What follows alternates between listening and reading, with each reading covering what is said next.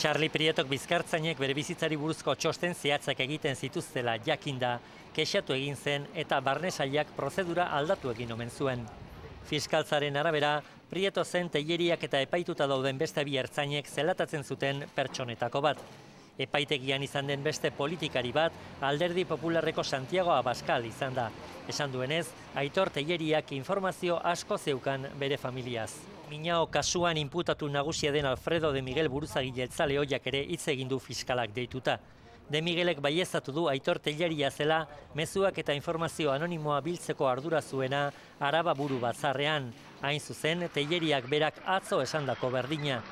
Teileriak adierazi duenez, beste bi ertzain akusatuek ez zioten informazio ofizialik eman, zeukana era anonimoan iristen omen zitzaion. Gaur 32 lekukok deklaratu dute eta bihar beste 12 egingo dute.